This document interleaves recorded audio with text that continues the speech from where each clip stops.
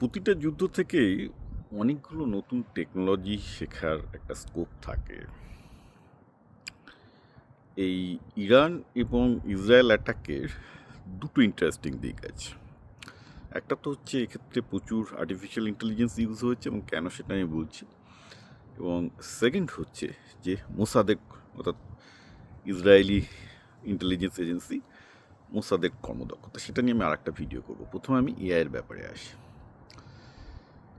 এক্ষেত্রে যে জিনিসটা আমেরিকা অ্যাচিভ করেছে, আমেরিকা এবং ইসরায়েল উভয়, সেটা হচ্ছে এই যে ইসরায়েলের অ্যাটাক ইরানের নর্থ থেকে অর্থাৎ মেডিটেরিয়ান থেকে এবং পারস্য উপসাগর থেকে, গালফ অফ পার্সিয়া থেকে, তিন জায়গা থেকে, যে আরবিয়ান সি থেকে, তিন জায়গা থেকে এবং ইউরোপ থেকে যে হেভি বোম্বারগুলো এসেছিল, সবাই উইদিন ফ্র্যাকশন অফ সেকেন্ডের মধ্যে হান্ড্রেডস অফ মিসাইল এবং হান্ড্রেডস অফ বোম ফেলেছে।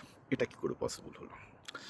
এই পুরো সিনক্রোনাইজেশনটা হয়েছে ক্লডের এআই দিয়ে। অর্থাৎ যে ক্লড, যে অ্যানথ্রপিক ক্লড, যার জন্য আজকে সমস্ত সফটওয়্যার ইঞ্জিনিয়াররা তাদের চাকরি চলে যাওয়ার ভয়ে আছে, সেই অ্যানথ্রপিক 2024 সাল থেকে আমেরিকান ডিফেন্স সিস্টেমে অনেক বেশি অ্যাডপ্ট করা হয়েছে এবং সেই অ্যানথ্রপিক সমস্ত ইন্টেলিজেন্স, সমস্ত সিনক্রোনাইজেশনের কাজে ব্যবহার করা হয়েছে বলে খবর পাওয়া যাচ্ছে। অর্থাৎ একটা এআই সিস্টেম কাজে লাগিয়ে ম্যাসিভ সিনক্রোনাইজেশন করা হয়েছে, সমস্ত ইন্টেলিজেন্স, সমস্ত টাইমিং, যাতে একদম to the precision of within 1 সেকেন্ডের মধ্যে সমস্ত অ্যাটাক করা হয়েছে। এবং এটা কেন করা হয়েছে? যাতে ইরানিয়ান ডিফেন্স কোনো চান্স না পায়। এবং এটা অত্যন্ত সফল একটা অ্যাটাক হয়েছে।